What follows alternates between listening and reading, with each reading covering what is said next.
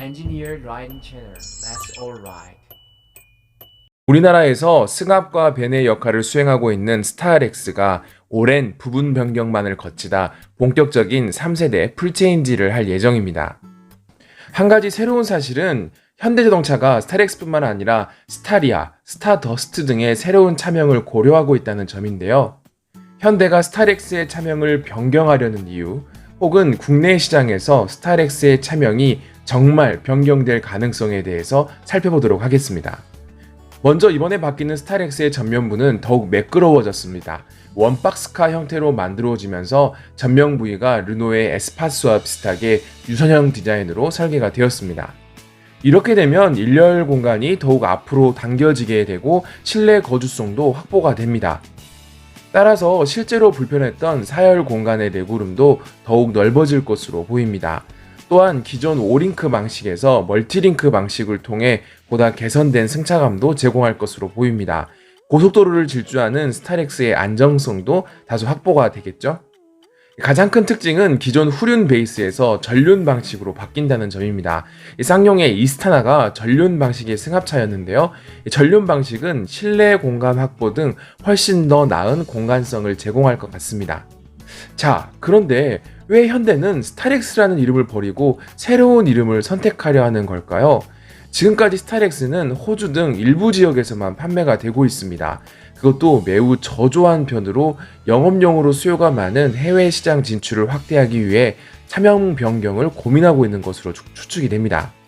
실제로 아반떼는 엘란트라, 기아의 K5는 옵티마, 그랜저는 아제라라는 해외 전용명을 사용하고 있습니다. 국내와 해외의 정서가 다르기 때문인데요. 스타렉스라는 이름은 아주 오래전에 만들어진 국내 상표권의 이름으로 해외 상표권과의 문제도 있기 때문에 이럴 거면 아예 새 이름으로 시작하자는 계획일 수도 있습니다. 하지만 국내 시장에선 스타렉스라는 고유의 이름을 사용하는 투트랙 방식을 취할 수도 있습니다. 이 스타렉스는 사실상 카니발과는 성격이 좀 다른 다목적 승합차로 법인, 영업용 수요가 높은 차량입니다. 이 봉고, 포터 등 영업계에서 사용되는 차량의 이름은 쉽게 변하지 않았습니다. 어딜 가도 스타렉스 하면 승합차라는 인식이 박혀있기 때문에 굳이 이 좋은 상표를 새롭게 바꿔봤자 얻을 수 있는 이익이 많지 않기 때문입니다. 1세대 미쓰비시 승합차에서 갤로퍼 엔진을 얹어 출시했던 스타렉스, 2세대를 거쳐 대한민국의 동맥이자 고속도로의 지배자로 다시 태어날 스타렉스가 기대되는 이유입니다. 그 예전에 제가 아시는 분이 스타렉스를 주문하셔서 스타렉스를 받으셨는데 갑자기 이런 말씀을 하시더라고요. 스타렉스 디자인이 바뀌었네?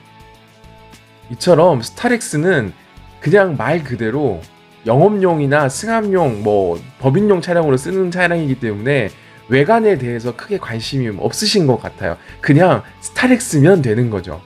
그래서 이런 스타렉스의 이름을 쉽게 국내에서 바뀔 것은 어려울 것으로 봅니다. 그냥 이것저것 따지지 않고 은색 스타렉스만 고집하는 분들이 정말 많다는 이야기죠. 자동차에 대한 인문학적, 공학적 상식, 그리고 신차 리뷰도 온라이드가 여러분들과 함께 하겠습니다. 여러분, 이번에 새롭게 출시된 스타렉스 어떻게 생각하시나요? 저는 개인적으로 스타렉스에 대한 추억이 굉장히 많습니다. 저희 아버지의 차이기도 했고 제가 군 생활할 때도 많이 탔던 차량인데 정말 지금 생각하면 스타렉스만한 차가 없는 것 같아요.